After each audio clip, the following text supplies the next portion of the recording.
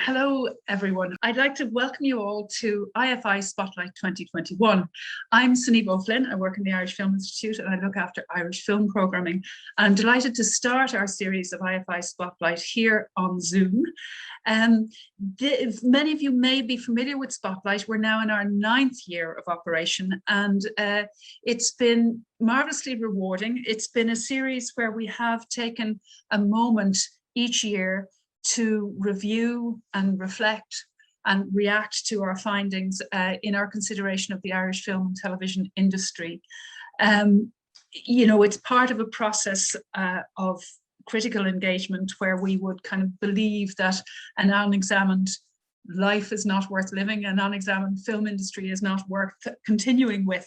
And I think, we've been working in tandem with filmmakers, with policymakers, with audiences, with distributors, to consider the industry, to look at film culture, and to look at ways that we might improve, that we might become more inclusive in our presentation of work. Since 2016, we've worked with the BAI and Screen Ireland, particularly in looking at gender. And we've been very pleased to be part of that process where gender inequities have been identified within Irish film and television production, and to look at ways that may be improved. I guess the leaders in terms of production have been Screen Ireland, and BAI have also been part of a process of, particularly initially, of data gathering, looking at the absences in their funding strategies and working to correct that. In IFI, we have been pleased to introduce the F rating and to really become aware of underrepresentation of women on our screens, and that certainly was the case in 2016, and we now kind of actively work to correct that and to programme women's work where possible and to actively seek it out rather than wait for it to land on our doorstep. This year in IFI Spotlight, we're looking to broaden our consideration of absence and invisibility of groups.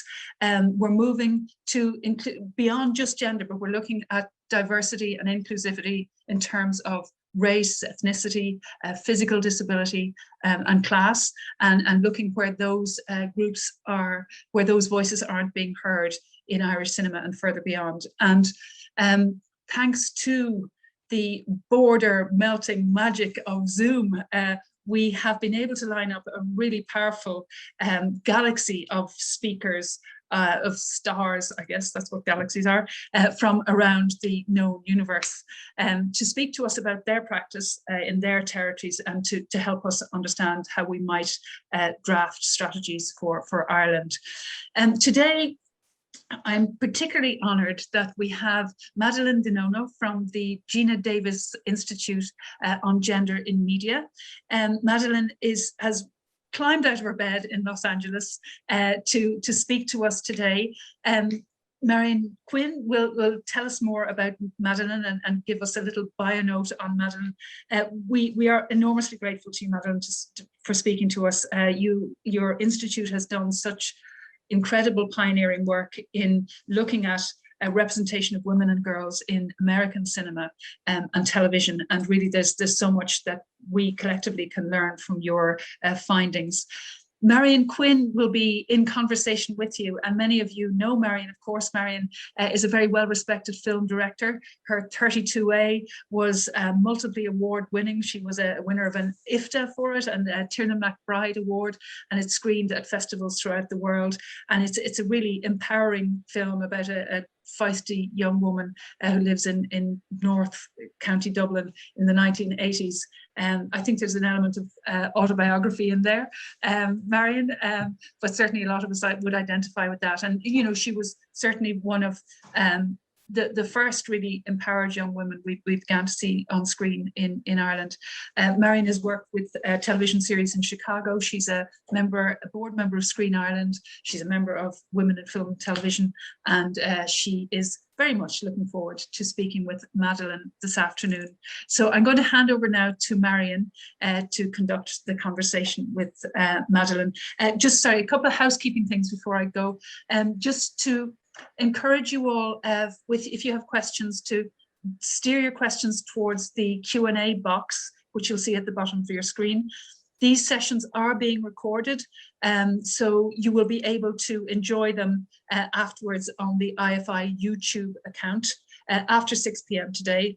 And just to flag now, as I will flag again later, that next week's session will be available for registration after our session today. So next week's session is on Friday morning at 11 o'clock. We can tell you more about that later. Okay, over to you, Marian. Thank you. Thanks, Neva. It's lovely to be here at the IFI Spotlight. And it's a real privilege to be here with Madeline Di Nonno this morning, LA time. Madeline is the president and CEO of the Geena Davis Institute and Gender in Media, and it's the leading research-driven advocacy organization within the entertainment industry, looking at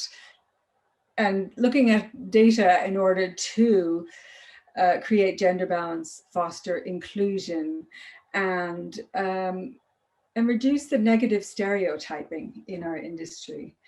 Madeline has a background in marketing, worked in ABC, television, Universal, Hallmark, and then finally came to this role, which I think probably incorporates all your skills in one. Madeline, would you maybe just tell us before, I know you have a presentation, which I think is going to be really interesting, but maybe you could tell us a little bit about how you came to this role. Absolutely. I've had the privilege of working in the entertainment industry, working in consumer goods industries, a number of others. And I think sometimes we reach a point where I call them epiphanies. I've had two. One epiphany happened when I was about to turn 30, and I realized I had stepped away from entertainment directly and realized that I wanted to go back into the entertainment industry. And that journey, which we'll say for another day, led me to be recruited by Universal. And that's how, this New Yorker wound up in Los Angeles in California. I'll always be a New Yorker living in California. But anyway, so that was epiphany number one. Epiphany number two was when I was running a company and I realized it wasn't, the right thing, which happens to all of us. And I thought for a minute, what if I could use my power for good? What would that look like? And, as we say here in the States, I'm not a trust fund baby, so I do need to work for a living. And I started talking to other executives and people I had worked with that had transitioned from, the entertainment side of the industry into the not-for-profit side. So I went on my own journey, and then I wanted to test the waters. So a colleague who I'd worked for, actually to launch the Hallmark Channel, had joined one of the largest entertainment nonprofit, probably in the world. And she asked me to help her. And I thought, all right, let me test the waters to see if my skills transfer, to see if, how I fit in. And while I was doing that, I was exploring, what opportunities could happen. And in a parallel path, Geena had conceived this idea about the Institute in around 2003, did her own due diligence, did her own investigation, raised funds on her own, conducted the first ever gender in media study, which comprised both television and film. And this was US based at the time. And when she had the data in hand, she thought, okay, now what am I going to do with it? And she decided that she needed a certain type of executive, someone who had deep roots in the entertainment industry, because as all of you know, it's about relationships, right? And also someone who understood the nonprofit sector. And so she actually hired a recruiter, a leading recruiter in the entertainment industry. So back to me, I was probably the only person in the Hollywood in Hollywood that was looking to move to nonprofit. A lot of my friends thought there was definitely something amiss with me. And this is back in 2000, 2007, 2008. 2008. I was still on a BlackBerry. And so I get this email from this recruiter. And I tend to be somebody who reads the verbs. I read very quickly. And I handed the BlackBerry to my husband. And I said, will you look at this job description? And he's like, yep, that's the job you want. And it just so happened it was the position for Geena. And I was probably the only one in Hollywood. So like 10 people recommended me to this recruiter. Anyway, so we meet. I have all these great ideas. And then I said to Geena, well, what do you want? And she said, well, I want world domination. So I said, okay. And then the next moment, I reached out to a colleague who was consulting for the UN. And I was able to secure a keynote position for Geena, the big, it's ECOSOC, Economic Development. And it was the keynote slot that our former President Bill Clinton had spoken the year before. And I said, well, you wanted world domination. And that's kind of how we've been rolling ever since 2009. So that was a very long-winded answer. A match made in heaven, though, huh? Like what you were looking for and your skill set and what Geena needed. Just for in case some people on the call may not be aware, probably many people are aware of the Institute and the work that you do, but for the people who may not have heard of it yet, maybe you could just give us a little, just briefly tell us. I know there's a story about Geena with her daughter and watching television, and that's kind of what led to her research and finding out the data that's so crucial. Absolutely. So in fact, one of the movies that changed Geena's life was Thelma Louise. And last Friday, we celebrated the 30th anniversary of Thelma and Louise with a drive-in. So Susan Sarandon came out from New York, and Callie Curry, who's the scriptwriter, joined us. And we did this drive-in on this property near this big planetary observatory we have here in Los Angeles.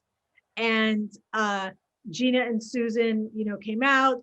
They actually got the car, one of the original cars. So when Geena and Susan were shooting Thelma and Louise, they destroyed 3 cars. They had 6. They destroyed 3. I think Ridley has 1. And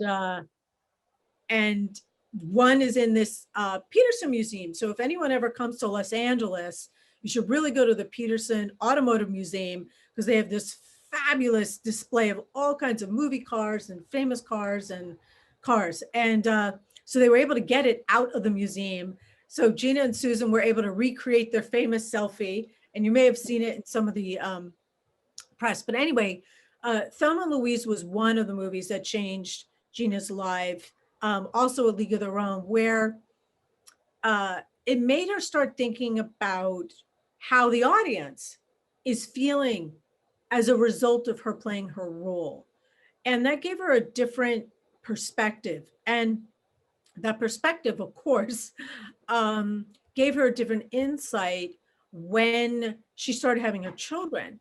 And when her daughter was 2, now her daughter is a college student, fine young lady.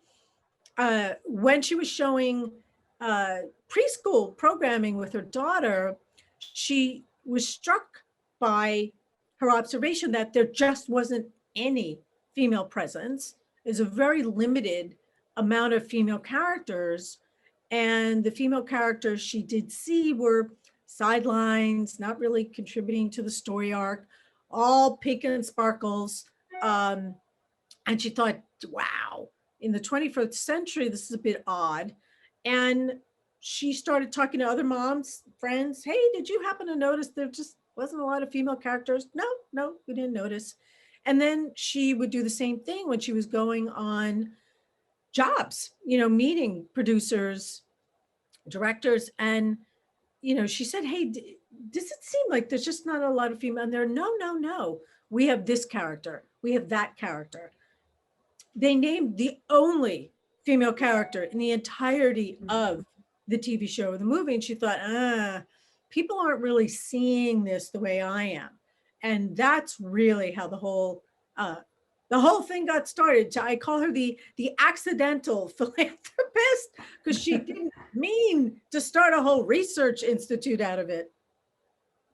Yeah, but it's amazing that observation has come, and I think probably I might have been another person who was going, hey, did you notice that? And people saying, oh no, we're really good at that in here. You know, this kind of a perception that if you can name a character, or if you can name a director or a writer, a woman, then there isn't a problem.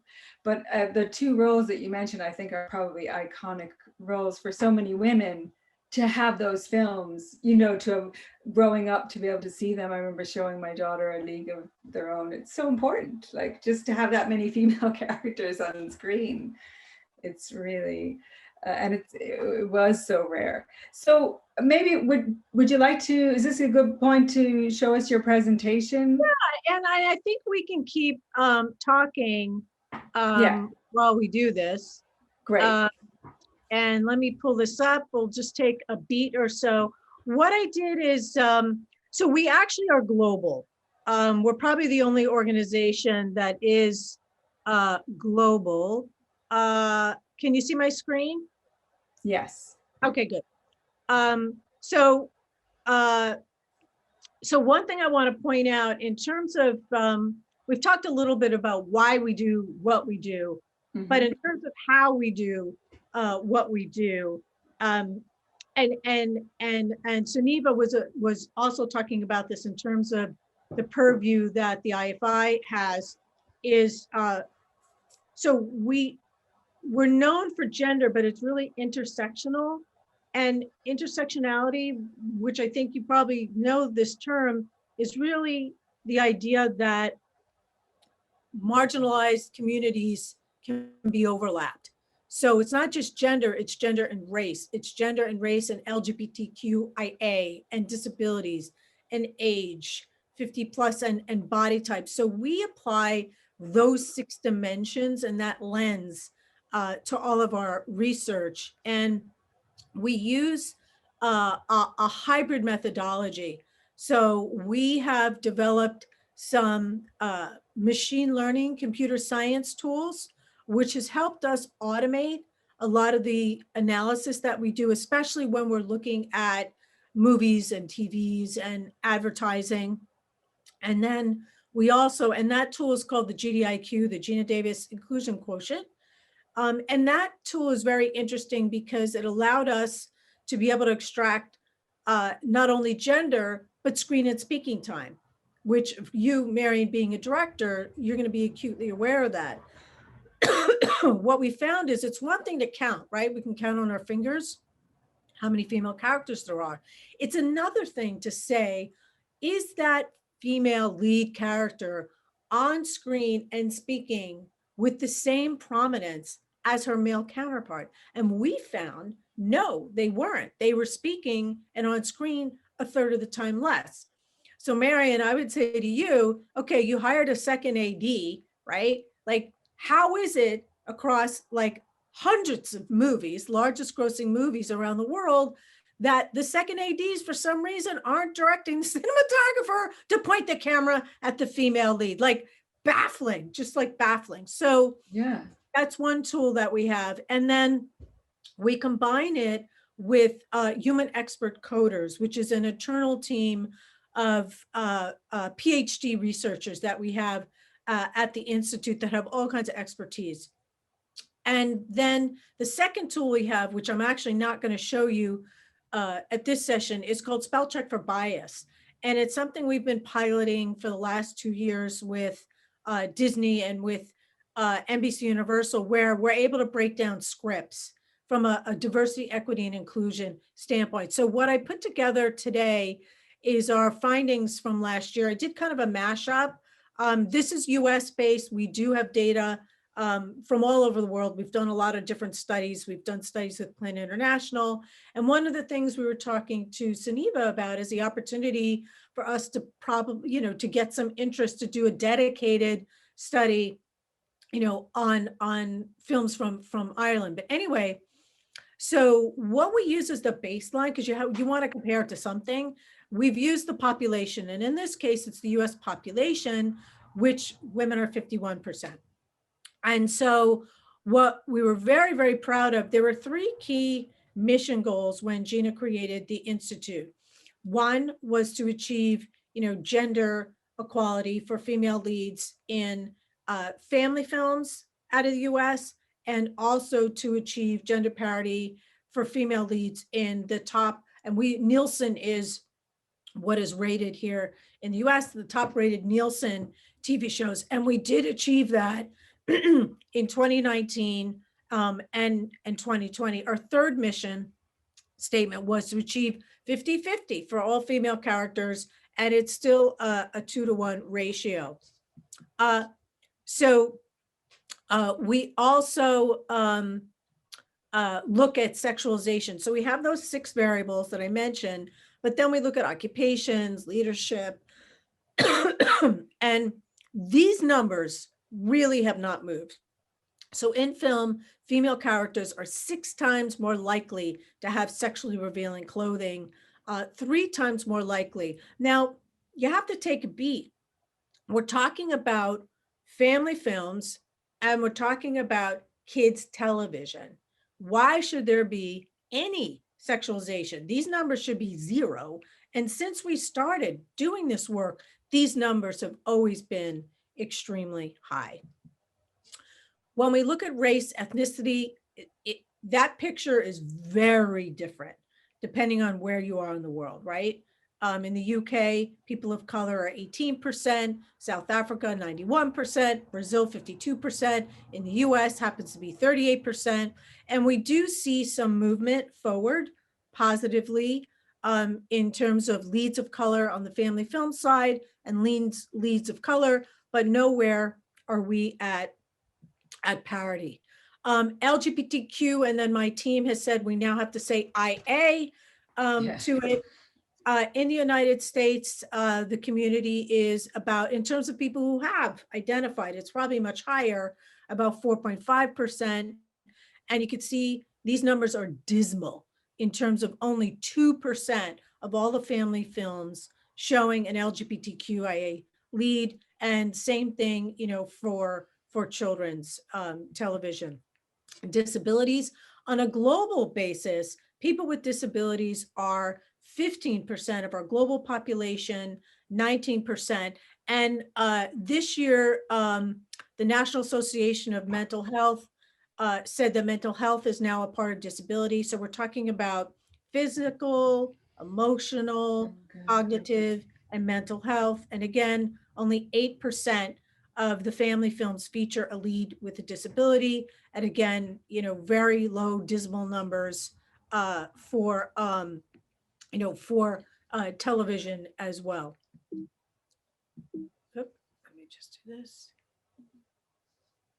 There we go.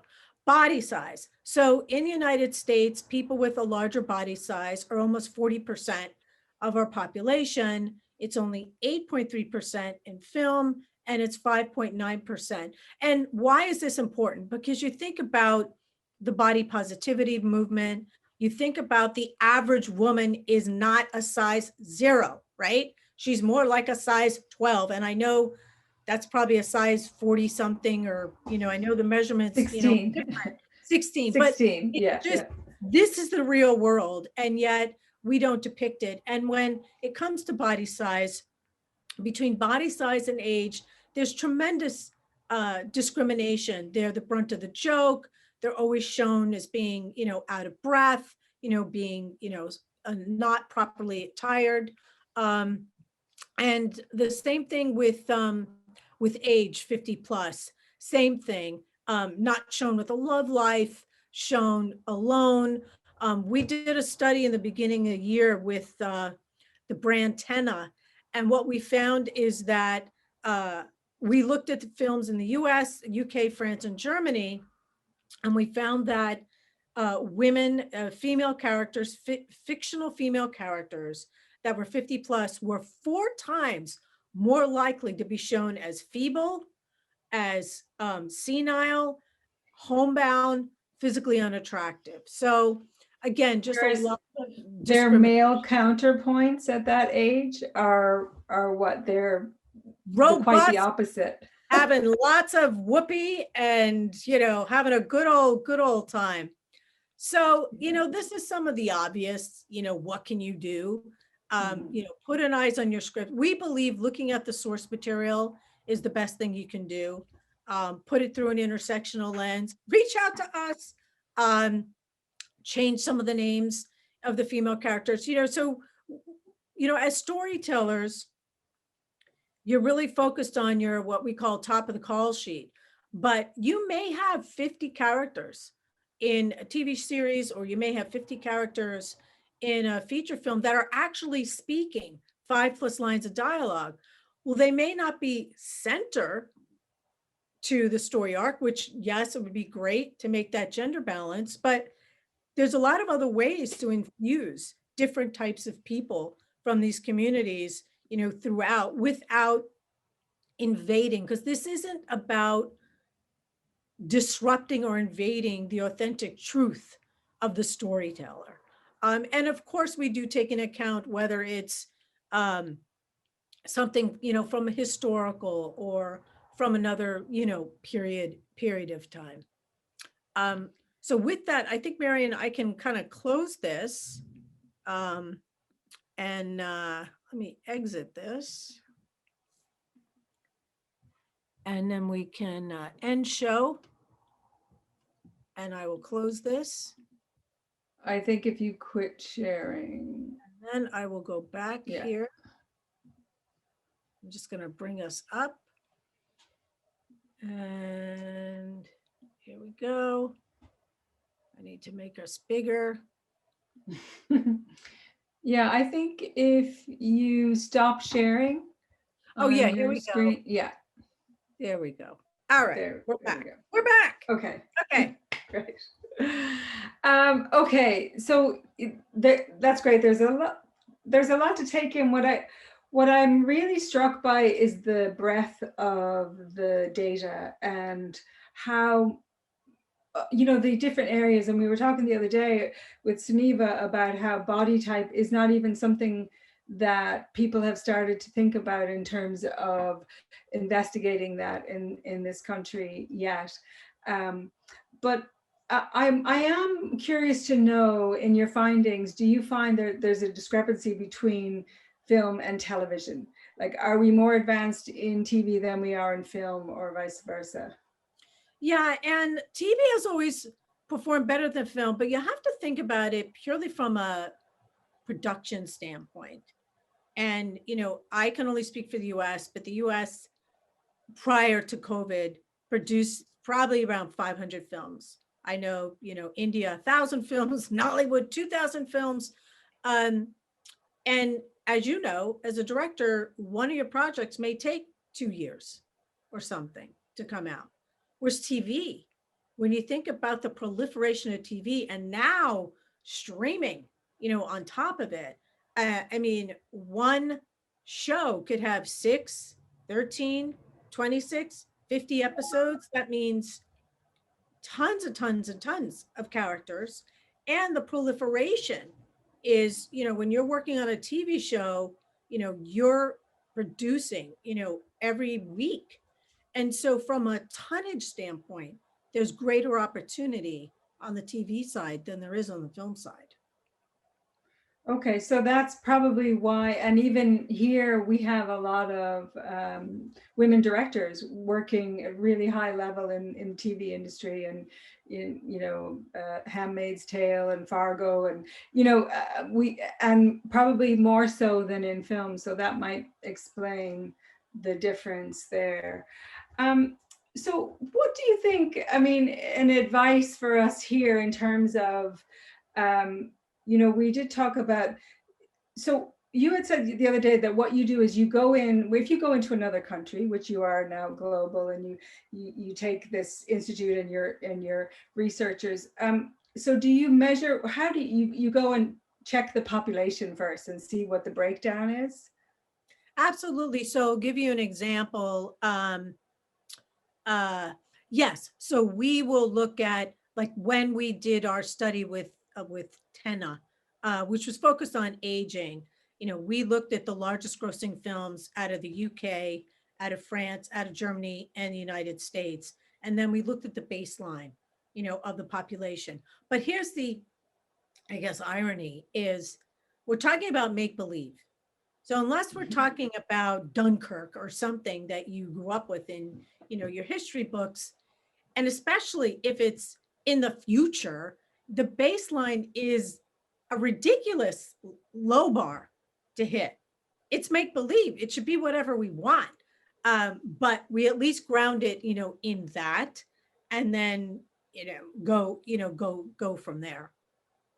Yeah, when we think about it, yeah, it is make believe. I suppose with the historical, is there anything that people can do if they were making a historical film and they say, well, it was all men? I mean, let's be real. World War II, women were involved in the war. They were in the war, you know, they were leading the families, they were leading the businesses. You know, there were many, many heroic women around the world who were contributing, you know, to the war efforts. You just don't hear their stories as much. Right. So it's about being conscious, I think, when you sit down and to write, or you sit down to produce something. How am I representing, you know, half of the population, and then all the diversity and the inclusion. But I suppose when you come to Ireland, we're similar to the UK in a lot of ways, in that class is a big issue. We have an issue with our ethnic minority representation, racial diversity representation. None of that is where it should be, even slightly. So we know, and we're starting to work on that. And in Screen Ireland, we have initiatives now putting in place to try to go to communities that don't feel like the halls of Screen Ireland and the IFI are open to them, and how do we, you know, get people in and get people trained so that they can tell their stories. But class is another thing that's really, it's harder to kind of put your finger on it. It's harder to measure. And have you had any experience of that when you did some of your other global studies? Was class ever an issue? Exactly. So we had the privilege of working with UNICEF, and the months are just a blur for me, but I think it was March. We released an enormous global study with UNICEF, India, and with the IAA, which is the Indian Advertising Association.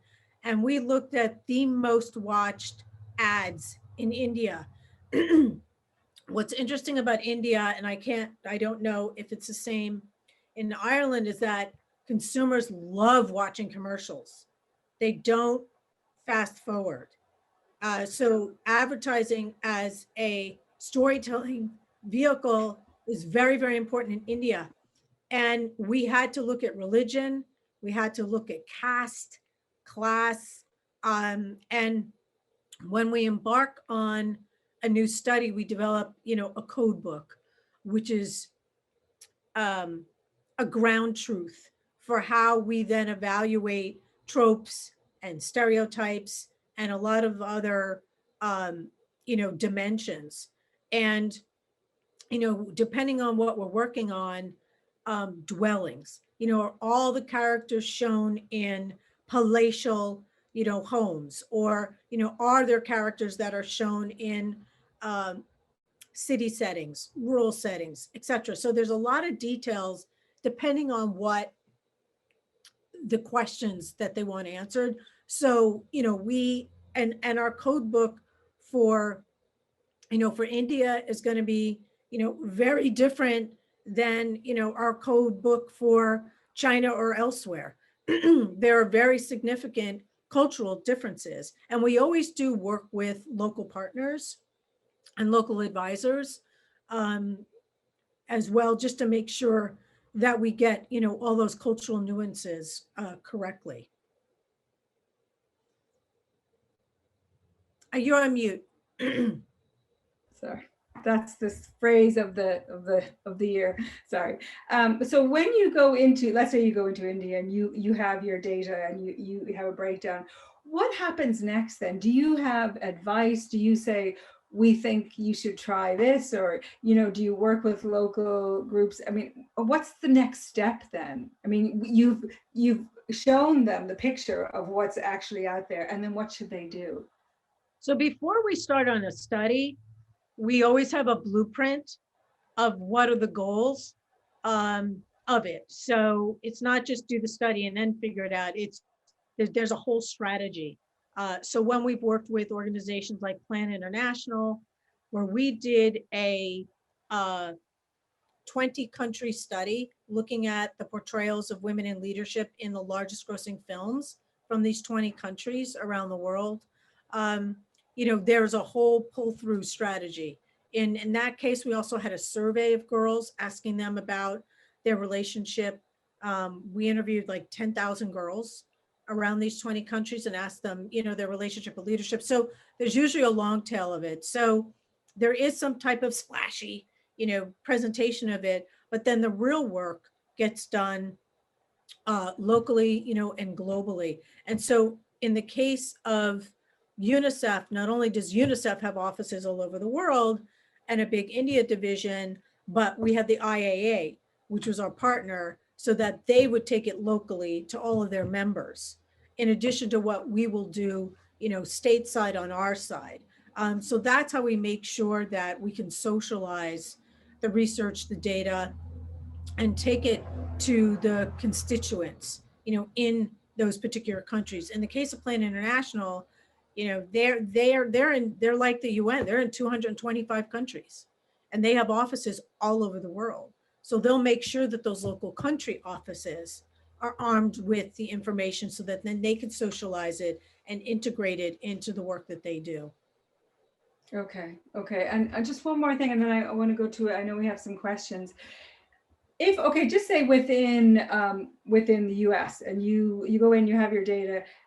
Do you bring it to the major studios? Do you say, okay, Warner Brothers, we've looked at all your, do you go and have a meeting with them and discuss your findings and then make suggestions on that level too? Yeah, so there's a cycle. So once we have a study, like this study I just showed you is an annual study we do. Now for this year, we're just skipping film because film was such a mess. So we're just going to focus on TV. Usually the C. Jane report focuses, it's kind of like a state of the industry in the US. Mm-hmm. This year, we're just going to focus on film. But when we do have this report or any report, we will take it to each and every major studio, streamer, production company. And that's really what the day-to-day work is. We'll present it multiple times because you have an animation division, a TV division, a film division, a kids division, you know, the streaming division. So within one company, we may be presenting it 10 times, which is fine. And then for the entities that are partners of ours and sponsors, they'll get their own report. So they'll see how they performed based on each one of those 6 dimensions, and they'll get a ranking. We won't tell them who's above or below them, but say they may be in first position in gender, 3rd position in terms of disabilities, 4th position in terms of LGBTQIA, whatever. And then it's a way for them to see how we're measuring them. And that's done privately. So, and then on top of it, we do a lot of consulting. We consult on a lot of scripts. We consult on a lot of content in the US, particularly with what I call it, the parallel pandemic, which is the fight against racial injustice. We've been reviewing tons and tons and tons of series that are still being distributed around the world. We've made recommendations. We've been writing disclaimers. We've given recommendations on content that needs to be edited. So there's a lot of work that we do privately that will never see the light of day. Okay, yeah. And do they listen to you? Yes, because it's up to them to make the decisions they want to do. I will say that all of the major entities, in the US have organized to be able to review material from a diversity, equity, inclusion lens. They have established very robust departments that are in the business unit versus 10 years ago.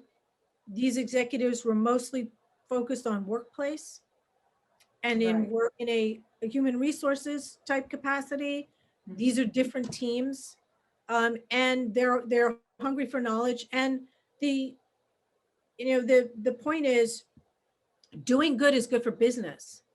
So there's a business imperative on top of the social, in parallel with the social imperative.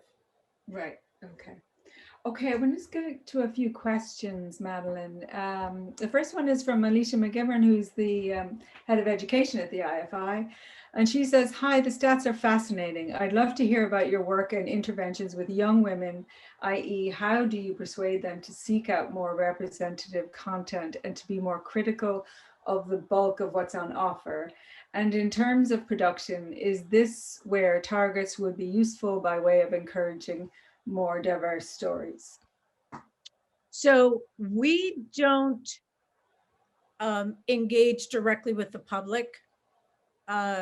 Our focus is motivating the content creators to adjust, develop, be much more inclusive, which ultimately will benefit. We know that what happens in the fictional world plays out on the real screen. We know that from our work in science, technology, engineering, and math.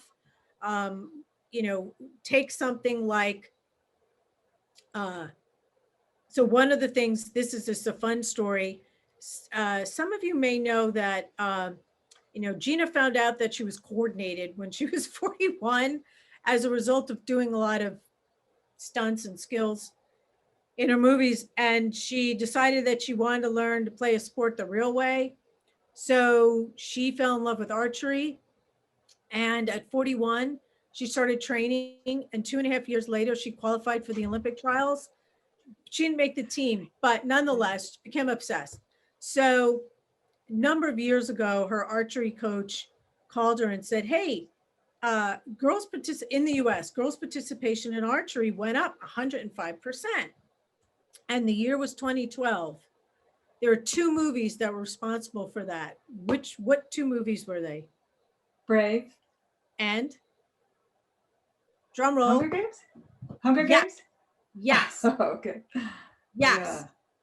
Girls. Wow. Saw the movie and went and bought a bow. So that's, so when, she was asking the question about influencing girls, etc. I mean, media absolutely has the power to not only inspire girls, but also women. We did a study out of the UK with J. Walter Thompson, big advertising agency many years ago. We interviewed 10,000 women in 9 countries. And we said, how did a fictional portrayal positively inspire you? And they said, it inspired me to take up a sport, inspired me to be more ambitious. And this was all like 20%, type numbers, inspired me to further my education. And then one of the really key factors was across the 9 countries, it was, and 12% were inspired to leave an abusive relationship. But in a country like Saudi Arabia, that number went up to 25%, all because of a make-believe character. So again, what happens on screen does play out in the real world. Yeah, absolutely. This is, oh, there's a couple more. When it comes to projects receiving funding, I'm curious about the gatekeepers being white middle class. Is the issue that the readers have been schooled in the old guard paternalistic formula, which is very restrictive and not greenlighting a more feminist POV? That is true. And so that's why now that I can only speak for the majors, have all instituted these very robust and sophisticated diversity, equity, and inclusion departments. Now you have a wide point of view, reviewing material that is coming in. So you not only have the readers and you have the development people reading, now you've got the diversity, equity, and inclusion people reading and giving notes. Now that's a new dynamic, and they're all learning how to partner and work together. But that is, I would say, forcing the discussion, and also driving deeper insights within all of these companies to make sure that it's not the same old, same old.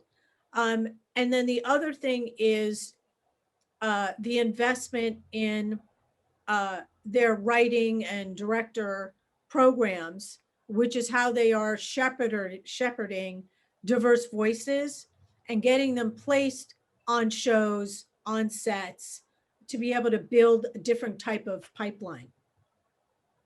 Right, right. Okay. Yeah, good point. I mean, yes, it's obviously it makes sense if they're, if their readers are diverse, that the stories they choose are going to be more diverse. Okay, we have time for one more question, because I know Madeline is a very busy woman and she has a hard out and another talk coming up. Great talk, very interesting. Just wondering if you are including animation in the data, as it seems that protagonists are still predominantly male in preschool animations. That's from Gavin. Yes, animation is absolutely in the mix. Okay, all right. So, and would you agree with that the protagonists are predominantly male in I couldn't, I can't speak for TV off the top of my head, but no, it's actually very equitable. And I'm talking about US. Right, okay. Yeah, I suppose we haven't done that. We haven't done the research here yet. So it would be really interesting. It would be fascinating to have the Institute come to Ireland and look at our content and see where we are in terms of gender and diversity and class and inclusion. And we didn't even get to talk about that, because I feel like that's massive. And when you say that mental health is also included in disability, that completely changes the whole landscape, doesn't it? Absolutely. Yeah, so that's a whole other thing. Is there just one last, if you had some advice for us going forward, one piece of advice of what we can do to continue. We have started working here, but we need to, we have further to go, obviously. Well, I think, outside of the US, there's government funding for media. And I think it's important, and there's only a handful of governments that are providing funding specific to gender equity and inclusion. The BFI has a £50 million budget, and they have their model, which I think is a good model. You have Sweden, you have Australia, India will pay for filmmakers to go to, festivals, Canada, so I think the opportunity to have government funding also dedicate a percentage of their funds towards, say, diverse and female, filmmakers. In the United States, only New York, the mayor of New York, then New York is the only municipality that has that kind of program. And then I think, to what degree that your major production entities can have programs to allow, diverse voices to be able to get mentoring and trained, on the art of the craft, to be able to get socialized. You have tons and tons of production companies, animation companies, you know, in Ireland. And that is a lot of opportunity to train, local, definitely local talent. Um, and then it really comes down to the material, because being able to look at all of the characters, not just the lead characters as well, is an opportunity to infuse more diversity, equity, and inclusion, across the board, versus only relying on the lead characters to carry that through. So you want to just look at everybody who's contributing to a story. So those are just, a few things. Okay. Yeah, great. And just a comment, great stuff. Hollywood and Netflix revealed all the downside of movie making, and being part of it was very revealing on race, etc. It's good to see someone standing up to it. That's you. And something about family status scrutiny in terms of EHRD. I'm not sure what that is.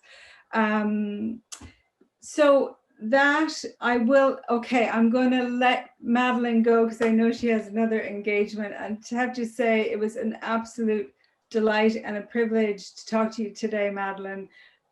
There's so much there. I feel like we could keep asking questions and get your insights, but hopefully we will work with you again on some of these issues. And thanks so much, and thanks to the IFI. Absolutely. And just to want to mention, we do have a free newsletter. You can sign up for our must-see news. And then also follow us on social media. Our handle is @GDIGM. And all of the research that we do is on our website. So it's not like we keep it behind closed doors. So by all means, you can download it and take a look at some of the studies that I mentioned. And it's just a privilege to be with you. I'd love to come back to Ireland.